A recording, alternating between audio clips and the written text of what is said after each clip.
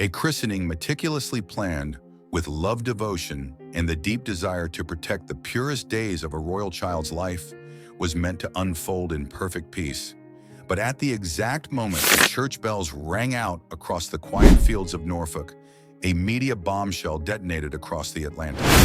Not a message of reconciliation, not a long overdue reflection, but a cold, emotionally charged accusation aimed directly at the heart of William and Kate. And just like that, the most sacred day of the Cambridge family was thrust into the eye of a public storm. The story was told with deliberate elegance, like a prosecution wrapped in tears and memory. But was it the truth, or a calculated move from a script written long ago? As Britain stood stunned and American media erupted with debate, Kate responded with the quietest yet most powerful form of resistant silence. Not surrender, but a wordless act of defiance. William made no attempt to hide his fury, as though someone had just crossed the final line. Then came a leaked handwritten letter, a confession from someone no one expected, and suddenly the pieces began to shift. Public opinion reeled, asking the one question no palace could answer: who's telling the truth and who's rewriting the past just to make sure their version gets heard?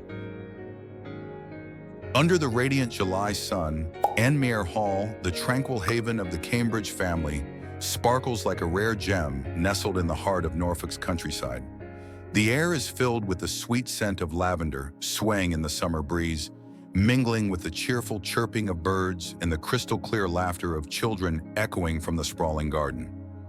Prince Louis, a 7-year-old with eyes twinkling like stars, bounds across the lawn chasing a rugby ball lobbed with playful precision by his older brother George. Charlotte, ever the poised big sister, giggles as she calls out, "Careful, Louis. Don't get your shirt dirty. Mummy won't be happy." William, in a rolled-up shirt and relaxed demeanor, stands amid the lush green grass, tossing the ball back and forth. With his kids, a rare smile lighting up his face, a fleeting moment of freedom where the weight of his royal duties seems to melt away in the summer glow. Inside the grand yet cozy Anmer Hall, the atmosphere shifts to one of meticulous care, order, and profound meaning. Catherine, the Princess of Wales, sits at a large desk in the drawing room, her gaze fixed on a stack of papers before her. Spread out are detailed plans for Louis's 7th birthday baptism, a sacred milestone, not just a religious rite, but a chance for the Cambridge family to reaffirm their timeless values and boundless love. With her signature perfectionism, Kate handpicks each hymn from the soul-stirring Amazing Grace to the timeless Be Thou My Vision, every melody a prayer for her son's future. She inspects every stitch on Louis's pristine white silk baptismal robe, ensuring it's flawless as if the garment were not merely clothing, but a symbol of purity and hope. Over the phone, she speaks with the clergy at St. Mary Magdalene in Sandringham, her voice firm yet gentle. "I want this ceremony to be intimate, just family and our closest loved ones. No pomp, no politics. For Kate, this baptism is more than a ritual. It's a sacred vow that Louis, her precious youngest child, will grow up enveloped in the warmth of family, shielded from the tempests of the outside world." She envisions her little boy dressed in white standing before the altar, candlelight dancing in his eyes, his innocent smile, a treasure she'll hold in her heart forever. Every decision, from the arrangement of pure white flowers on the altar to the tightly curated guest list of only a few trusted souls, is weighed with care, like an artist crafting a masterpiece for her son's special day. She wants Louis to remember this not as a royal spectacle, but as a warm family memory, a summer afternoon brimming with laughter, hugs, and untainted love. William, though more reserved, is no less devoted. He spends the morning roughhousing with the children, tossing the rugby ball and faking dramatic falls to spark peals of laughter from George and Louis. But when Kate seeks his input, he's there in an instant, his eyes soft with affection for his wife. "Whatever you want, I'm behind you," he says, his voice low but steady. Both agree this ceremony will stand apart, no grand royal affair where cameras and flashbulbs steal the show. They want Louis to cherish this as a private moment, feeling the love of his parents and siblings unburdened by political machinations or media pressure. Yet deep in William's heart, a faint unease lingers, the rift with his brother Harry. And Meghan has never fully healed, and he knows the public's eyes are always watching, waiting for the slightest misstep. But while Anmer Hall hums with quiet preparation, thousands of miles away, in a sleek, modern villa in Montecito, California, a starkly different plan is taking shape.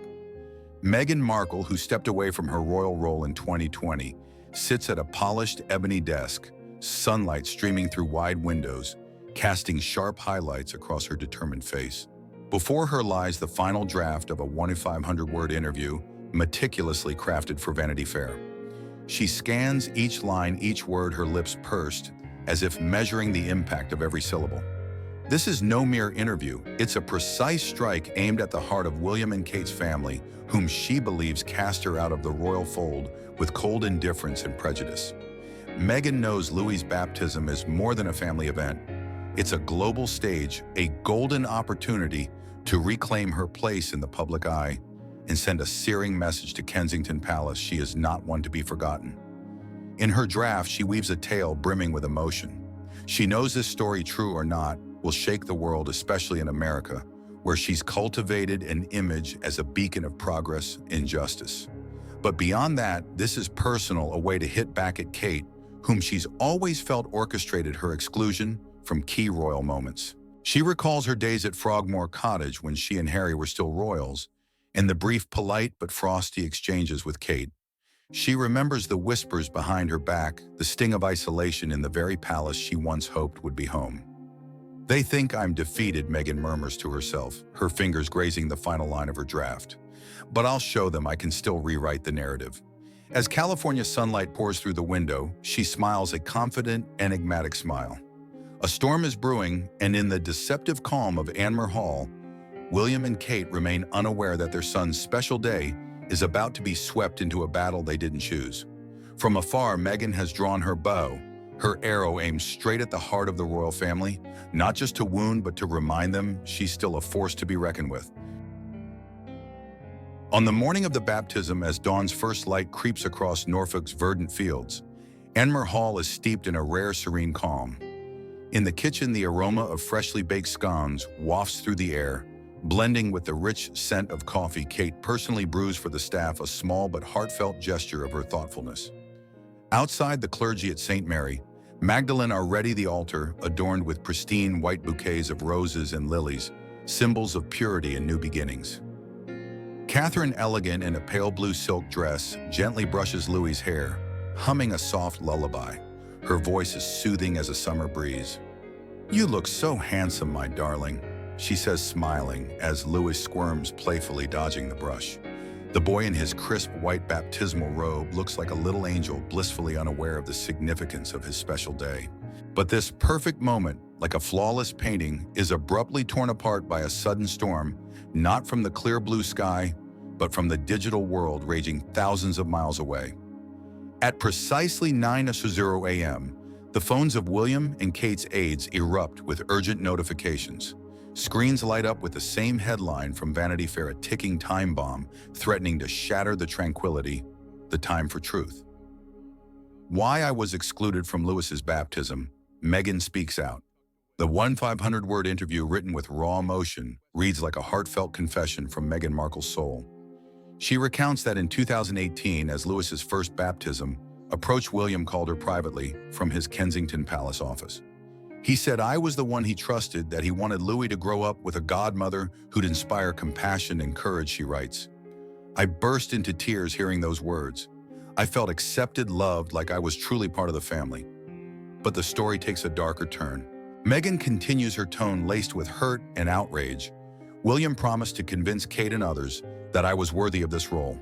But Kate, with her icy demeanor, refused. She never really wanted me as part of their family. And just 2 weeks later, I received a cold email from Kensington. They said Camilla, with Charles's approval, deemed me unsuitable for the role.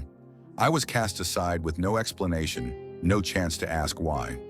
Meghan doesn't hesitate to name Kate, painting her as someone who always kept her distance and loved controlling every aspect of the Cambridge household. She recalls moments at royal events where Kate smiled to my face, but behind my back ensured I was excluded from key decisions. As for William, Meghan portrays him as a man torn between loyalty to his wife and a desire to do what's right, but who ultimately left me to face the royal rejection alone. These words, crafted with precision to tug at heartstrings, slice like a razor into the polished image of William and Kate, the couple adored for their unity and dedication. Meghan's revelations strike global public opinion like lightning.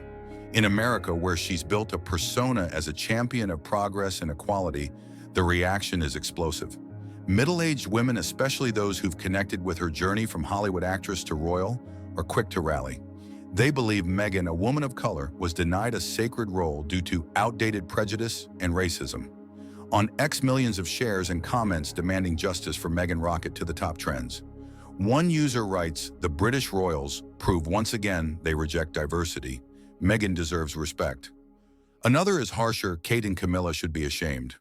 It's 2025, not the 19th century." The criticism targeting Kate with many branding, her a hypocrite hiding selfishness behind her perfect smile, spreads rapidly, shaking the image she's cultivated over a decade. Meanwhile, at Anmer Hall, the morning's peace has given way to palpable tension. Aides rush between rooms, phones buzzing incessantly, and emergency meetings are convened in the drawing room. A young aide, pale with nerves, hands a phone to William, who's standing near the chapel door, discussing the final hymn with the head priest. He glances at the headline, then skims the section where Meghan names him and Kate. For a moment, time seems to freeze. His eyes, usually calm, blaze with a rare fury. "She dares!" He mutters, his voice low, almost inaudible, his hand gripping the phone tightly. It's not shock. William has always been wary of Meghan, especially after her public criticisms of the royals. But the timing, the day his son steps into a sacred ceremony, and the way she drags Kate, the woman he cherishes most, into the crossfire. Kate, from a distance, notices the change in her husband's face. She's holding Louis's hand, guiding him inside to change his robe. But her gaze catches William's, and her heart tightens. She doesn't need to read the article to sense the gathering storm. "Is everything all right, darling?" she asks, her voice soft but laced with worry, trying to stay composed for Louis's sake. William shakes his head, signaling her to carry on with their son. He doesn't want the boy or anyone in the family caught in the tempest bearing down. But inside, a quiet pain festers as he thinks of Meghan's words about Kate, who has always strived to keep the peace even in the monarchy's darkest days. It's too late to contain the damage. Meghan's story spreads worldwide fast as wildfire, torching the serenity William and Kate so carefully crafted for Louis's big day. Even their closest guests, like Lady Laura Mead and Nicholas Van Cootsum, whisper about the interview as they arrive at the chapel. Is she telling the truth? Did Kate really do that? One asks, voice tinged with doubt. No way, William would never let that happen without telling Kate, another murmurs, defending the couple. The sacred atmosphere of the ceremony is shrouded by a dark cloud, and though the priests sing their hymns and Louis beams innocently, the Cambridges know their special day has been stolen. In her Montecito office, Meghan sits before her computer, tracking the soaring hashtags on X with a steely gaze. She doesn't smile, but satisfaction radiates from her every feature. She knows she's ignited a war not just with the royals, but directly with William and Kate, whom she believes deliberately shut her out of their world. "They thought I'd faded away," she thinks, her fingers brushing the keyboard lightly. "But I'm still here, and I'll make sure they never forget it." The morning of Louis's 7th baptism anniversary dawned with a promise of peace. But now, as the sun climbs high over Norfolk's skies, a shadow looms over Anmer Hall. In the intimate St. Mary Magdalene Chapel, the ceremony unfolds with quiet reverence, the choir's voices harmonizing as Louis, clad in his spotless white robe, stands before the altar, his tiny hand clutching a candle. Yet the sanctity is tainted by an undercurrent of unease, a silent tension rippling among the family and close friends present. William, who maintained composure throughout the service, now stands alone in the vestry, his jaw clenched as he grapples with the news just delivered. A young aide discreetly informed him of Meghan's bombshell Vanity Fair interview, and though he hasn't read the full text, the headline alone sparks a rare rage within him. Kate, radiant as she guided Louis through the ceremony, senses the shift in her husband's mood as they return to Anmer Hall. She caught his darkened expression leaving the chapel, and her heart sinks, a familiar dread settling in. She entrusts Louis to Charlotte, asking her daughter to keep her brother busy in the garden, then hurries to the small study where she knows William waits. But before entering, she pauses in the drawing room, where an aide hands her a tablet displaying Meghan's interview. Her eyes scan the words, her pulse quickening as she reads Meghan's accusations that William chose her as a godmother, that Kate coldly vetoed it, and that the royals sidelined Meghan out of prejudice. Each word stings like a blade, not just for the lies, but for how Meghan targets her, painting her as a controlling, aloof woman. The study, with its oak-paneled walls and soft light filtering through the windows, is usually a haven, but today it's stifling the air, thick with unspoken words. Kate steps in the tablet, still in hand, her eyes sharper than usual. William stands by the window, hands clenched, staring at the garden where Louis and Charlotte play carefree. She doesn't wait for him to speak.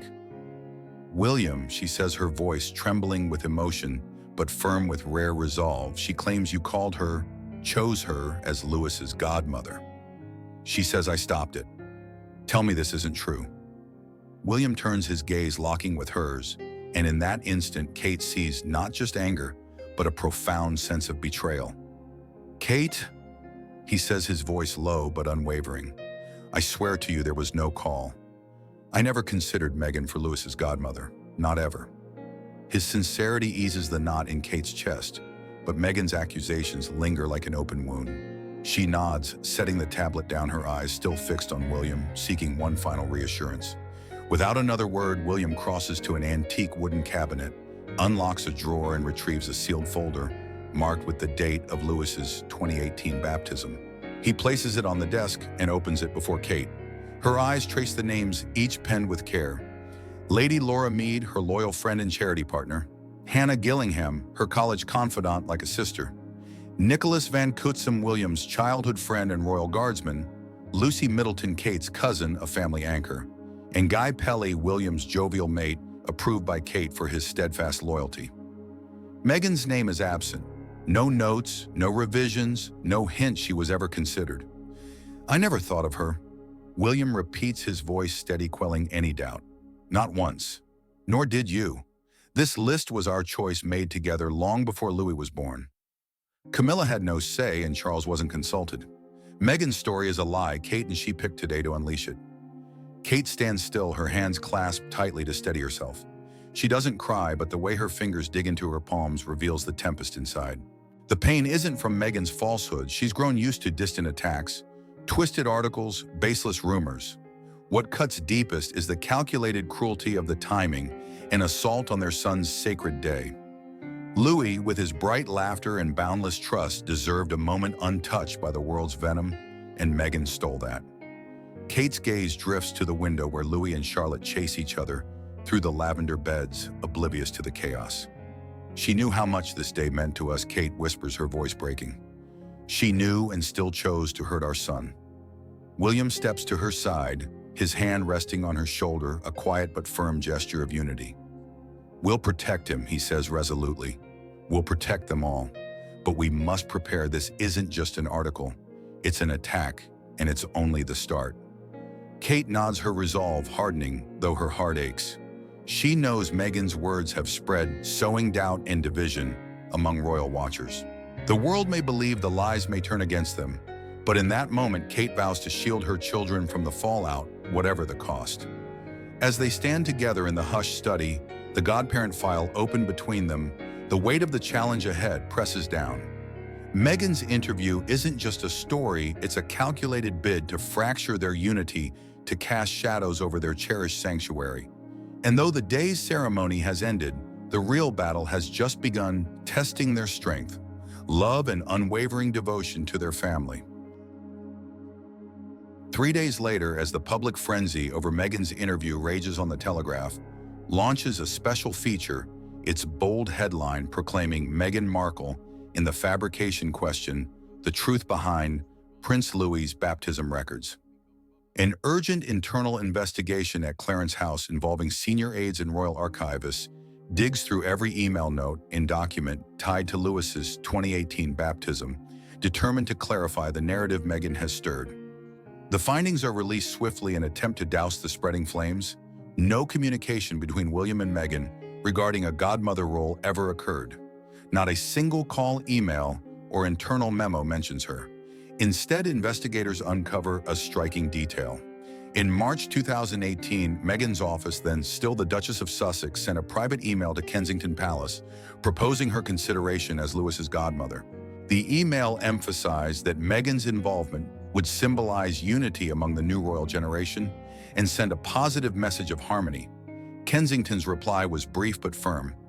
"We appreciate the gesture. However, decisions regarding family ceremonies are reserved for members not undertaking independent public roles, such as the Duchess of Sussex." The rejection was carefully worded, impersonal, but clear enough to end the discussion. There's no evidence Camilla or Charles directly intervened, as Meghan claimed. When briefed on the investigation's results, Camilla, sipping Earl Grey in Clarence House's tea room, offers a wry smirk. She turns to Charles, who's wearily flipping through a newspaper. Someone who wasn't invited but claims they had a front row seat isn't a guest. They're an actor dreaming they're the star. She quips, her tone sharp with irony. Charles nods, uninterested in prolonging the topic. To him, this is a younger generation's issue, and he trusts William and Kate to handle it. Public sentiment, especially in Britain, begins to tilt toward the royals. Analyses in The Times and The Guardian highlight inconsistencies in Meghan's story, from her lack of evidence for William's alleged call to her portrayal of Camilla's role, which doesn't align with royal decision-making protocols. On X, millions of users voice disappointment over what they see as Meghan's publicity stunt.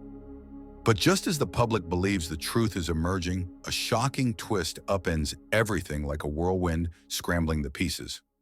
A handwritten letter, purportedly from 2018, surfaces on an obscure online forum before spreading like wildfire across X. Written on paper bearing the royal crest, its message is brief but weighty. "Dear Meghan, I've thought long and hard about this. I believe you'd be a wonderful godmother for Louis, but factors beyond my control make this impossible. I'm truly sorry. William." William's signature, bold and decisive, seems unmistakable. The letter's image is shared millions of times, fueling heated debates from both sides. Meghan's supporters rejoice, declaring it undeniable proof of her truth. They tried to cover it up, but the truth always finds a way, one ex-user writes posting the letter. In America, morning talk shows scramble to feature handwriting experts, many claiming the signature is identical to William's public documents. In Britain, reactions are skeptical. Many question how such a letter could exist when Kensington's records contradict it. Veteran journalists like the Daily Mail's Robert Lacey label it a sophisticated media ploy, though they lack concrete evidence. Kensington Palace, facing mounting pressure, declines to comment directly on the letter. Instead, they issue a concise statement. "All documents related to Prince Louis's baptism have been transparently disclosed. We have no further comment on unverified information," but their silence, rather than quelling rumors, only fuels them. On X, theories abound. Is the letter real but suppressed by the royals? Or is it a forgery to bolster Meghan's narrative? In the dim light of Anmer Hall, Kate sits alone in her study, the desk lamp casting a soft glow on her weary face. She studies the letter's image on her computer, zooming in on William's signature, searching for a telltale flaw, a stray stroke, an odd detail. But the more she looks, the more a gnawing unease grows within her.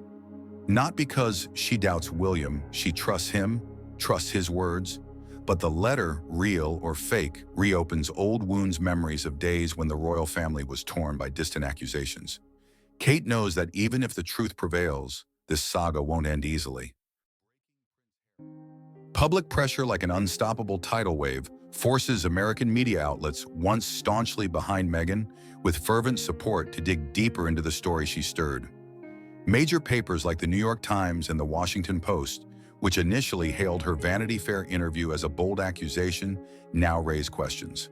They dispatch independent investigative teams, poring over Kensington Palace communication logs and 2018 public records. But the decisive blow comes from an unexpected source, an anonymous interview with the Los Angeles Herald, where a former 2018 media aide to Meghan breaks their silence. The aide, voice trembling but resolute, drops a bombshell. She knew full well she wasn't on the godmother list. No one ever mentioned it, not William, not Kate, not anyone at Kensington. But before July this year, she told us in a private meeting, "I'm going to make them pay on Louis's baptism day." It wasn't a spontaneous remark. It was a carefully planned move. This confession, like a stone cast into still water, sends ripples far and wide, shattering the trust of those who once stood by Meghan. The phrase "make them pay" becomes a headline across British papers, from the Daily Mail to the Sun, emblazoned in bold baptism day.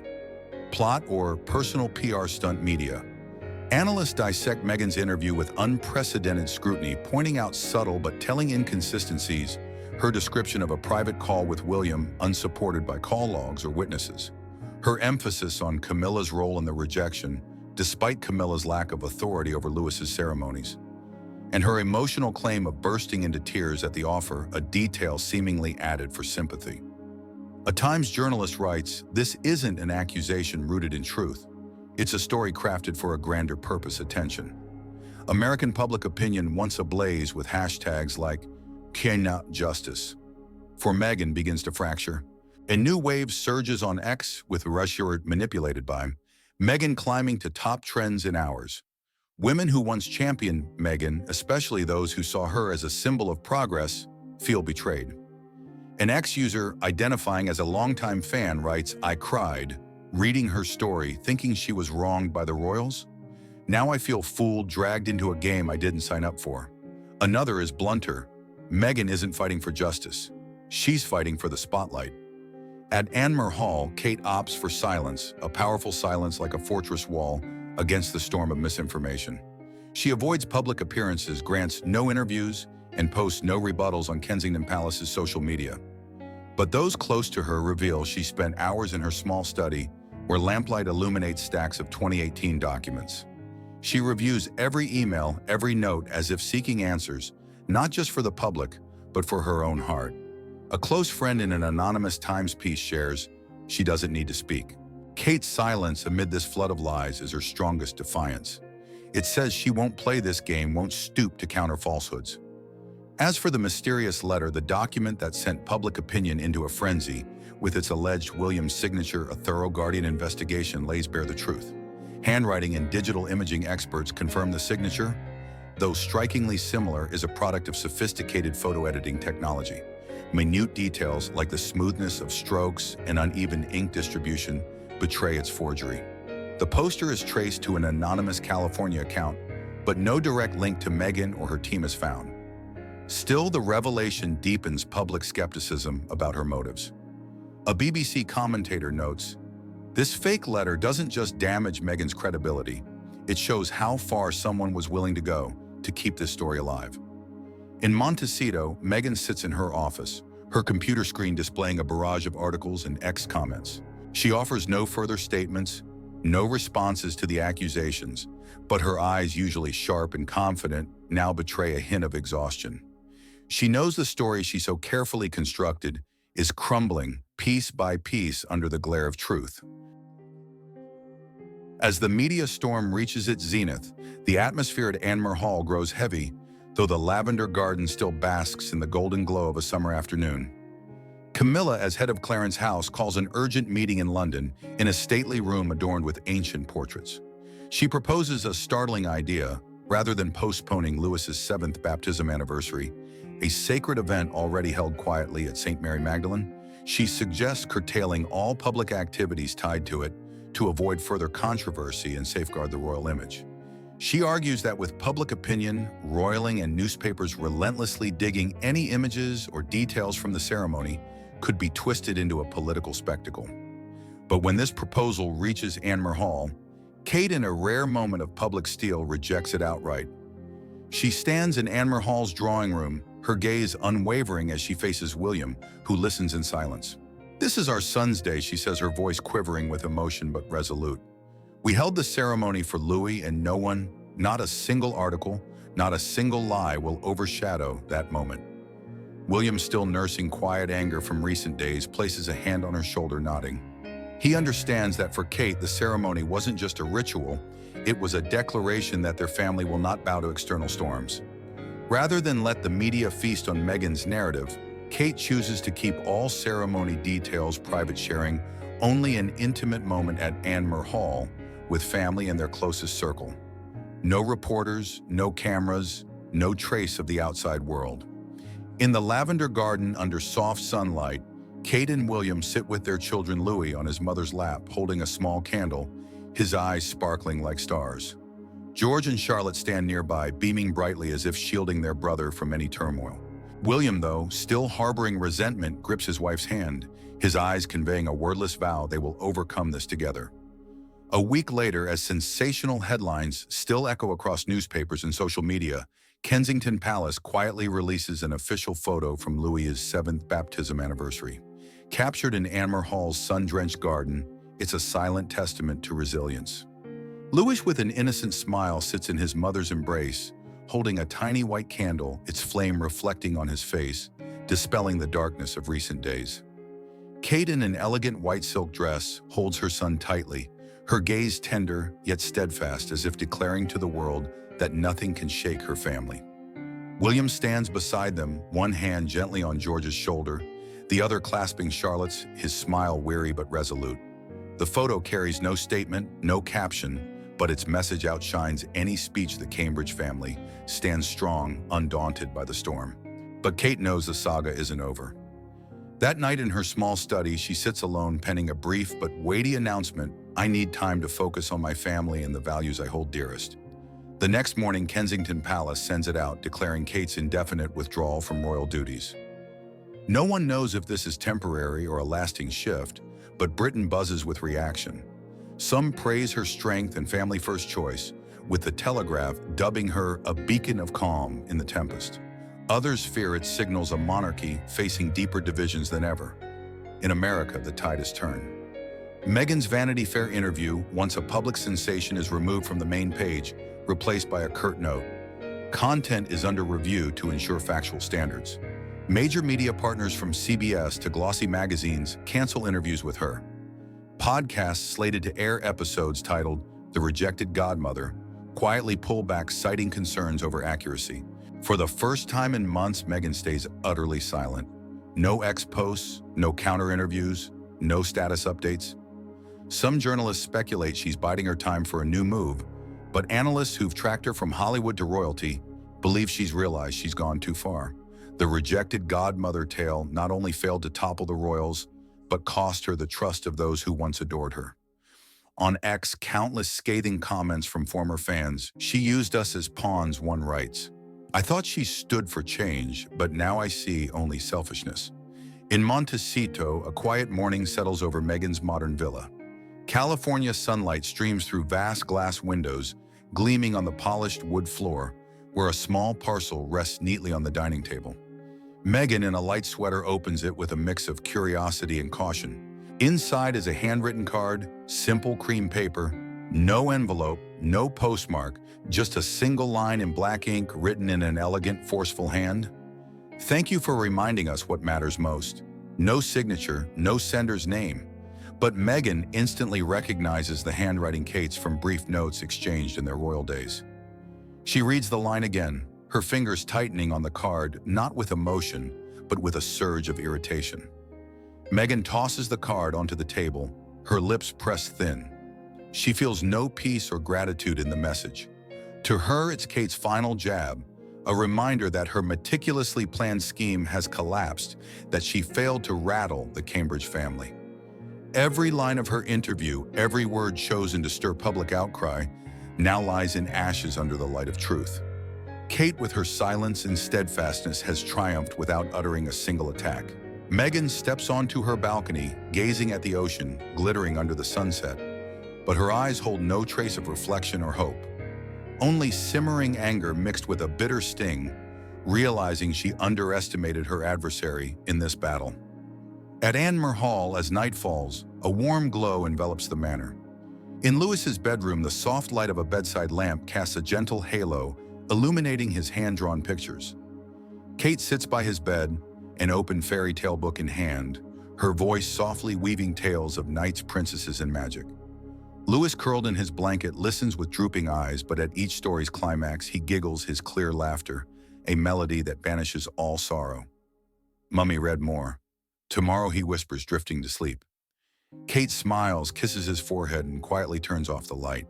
She steps out, pausing in the hallway, where family photos hang neatly. There's one from Sandringham capturing her and William hand in hand on their wedding day, another of George's first school day, his oversized backpack dwarfing him, And the latest from Louis's baptism, the family radiant in the sunlit garden. Kate touches the frame lightly, her heart swelling with indescribable peace.